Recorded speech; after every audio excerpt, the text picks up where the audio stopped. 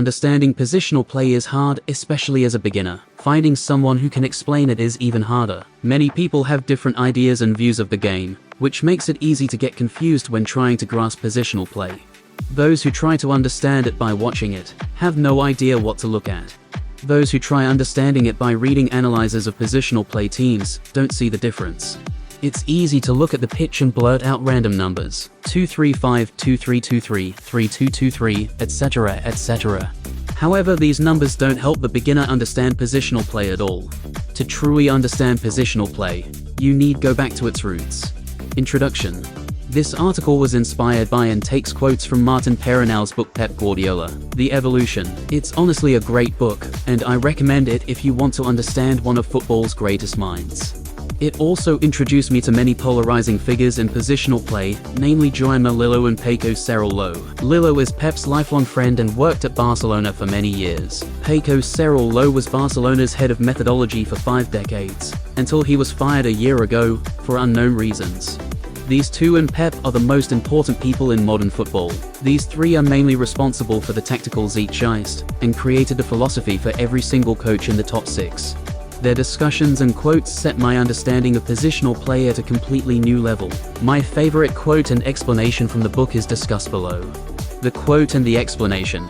We call it positional play, but if you think about it, it's a pretty imprecise term. Can you be well positioned in the wrong place? Or badly positioned in the right place? Of course you can. Why? Well, if you look at the dictionary definition, you'll see that position is related to posture, whilst the roots of the word situation are to do with side of place. So you could therefore have perfect posture, position, but be in the wrong place. Or you could be in exactly the right place, but have the wrong posture. It has to do with what has just happened, and with what you intend to do in order to continue to construct the game. That's why words like position and situation don't really help to define this playing model, and terms like location and disposition more accurately encapsulate both the exact meaning and the inherent idea of intentionality. We should therefore all be talking about dispositional play, the tendency of something to act in a certain manner under given circumstances.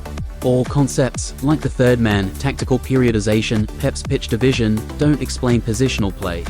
Instead, look at positional play as a mentality. The goal of a positional play team is to always be in the state of disposition towards the ball and the opponents. A positional play team will not play the two same systems every match, unless they play against the same system every match. The idea is that the players constantly yet automatically shift according to the ball and the opponent.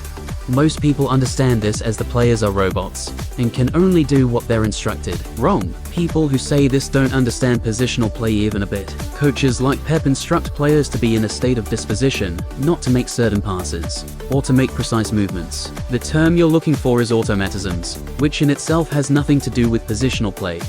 However, there are positional play coaches who use automatisms, like Comp for example. The idea that automatisms turn players into robots, however, is also misguided, but that's a topic for another day. Coaches like Pep, however, don't regularly use them. Pep's players are meant to have a map of their teammates' positions in their head. This essentially gives them more creative freedom, as they don't have to scan or worry about passing options. Essentially, the players are allowed to do what they want. Pep just wants his players to understand the game around them, and guides them towards this goal with training, concepts and guided discovery. The players are supposed to recognize when to make a counter movement, switch the ball, overload to isolate, or any other concept. Pep only guides the players towards understanding the game. The players themselves actually do the thinking. Their instincts from the hours of training instructs them, not Pep. As you can be positioned wrongly but in the right place, or be positioned correctly in the wrong place. Lillo argues that dispositional play makes much more sense than positional play.